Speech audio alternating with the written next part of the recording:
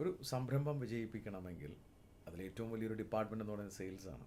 അപ്പോൾ ഞാനൊക്കെ MBA പഠിക്കുന്ന കാലത്താണ് എന്താണ് ഈ സെയിൽസും മാർക്കറ്റിംഗ് തമ്മിലുള്ള വ്യത്യാസം എന്നൊക്കെ മനസ്സിലാവുന്നത്. മാർക്കറ്റിംഗ് ഒരു വലിയ എന്താ പറയുക, ഒരു വലിയ മരമാണെങ്കിൽ അതിൻ്റെ ഒരു ശാഖയാണ് ഈ സെയിൽസ് എന്ന് പറയുന്നത്. പക്ഷെ നമ്മുടെ ഇന്നത്തെ മാർക്കറ്റിൻ്റെ കോൺടെക്സ്റ്റ് അനുസരിച്ചിട്ട് നമ്മളെപ്പോഴും പറയുമ്പോൾ സെയിൽസ് എന്ന് പറയുന്നത് നമ്മളൊരു അഗ്രസീവായിട്ടുള്ള നമ്മളൊരു കസ്റ്റമറെ അപ്രോച്ച് ചെയ്യുന്നു, ഒരു ഉൽപ്പന്നം വെക്കുന്നു. മാർക്കറ്റിംഗ് എന്ന് പറയുന്നത് നമ്മുടെ പ്രൊമോഷണൽ ആക്ടിവിറ്റി ആ രീതിയിൽ തന്നെ എടുത്താൽ തന്നെ, അതല്ല അതിൻ്റെ യഥാർത്ഥ അർത്ഥമെങ്കിൽ ആ അർത്ഥം എടുത്തു കഴിഞ്ഞാൽ ഇന്നിപ്പോൾ സെയിൽസും മാർക്കറ്റിംഗ് രണ്ടാണ്. പക്ഷെ എന്നാൽ എനിക്ക് തോന്നുന്നു സ്മാർക്കറ്റിംഗാണ് നമുക്ക് വേണ്ടത്. അങ്ങനെ ഒരു വാക്കുണ്ട്, സ്മാർക്കറ്റിംഗ്. സെയിൽസും മാർക്കറ്റിംഗ് കൂടി ചേർന്നാൽ സ്മാർക്കറ്റിംഗ് ആയി. എന്താ, നമുക്കിന്ന് സെയിൽസ് മാത്രമായിട്ട് മുന്നോട്ട് പോകാൻ പറ്റില്ല. മാർക്കറ്റിംഗ് നമ്മുടെ കസ്റ്റമേഴ്സിനെ നമ്മൾ ഓർമ്മിപ്പിച്ചുകൊണ്ടേ ഇരിക്കേണ്ടി വരും. ഇന്ന് സോഷ്യൽ മീഡിയയിൽ അനന്തമായ സാധ്യതകളുണ്ട്. നമുക്ക് എല്ലാ ടെക്നോളജി യൂസ് ചെയ്തുകൊണ്ട് ഞങ്ങളിങ്ങനെ ഒരു കമ്പനിയുണ്ട്, ഞങ്ങൾക്കൊരു പ്രോഡക്റ്റ് ഉണ്ട്, ഒരു സർവീസ് ഉണ്ട്, നല്ലതാണ് എന്ന് ഇടയ്ക്കിടയ്ക്ക് കസ്റ്റമേഴ്സിനെ ഓർമ്മിപ്പിച്ചുകൊണ്ട് ഇരിക്കേണ്ടി വരുന്നുണ്ട്. അതിനെയാണ് ഈ മാർക്കറ്റിംഗ് എന്ന് പറയുന്നത്. രണ്ടും വേണം നമുക്ക്, സെയിൽസും വേണം മാർക്കറ്റിംഗും വേണം.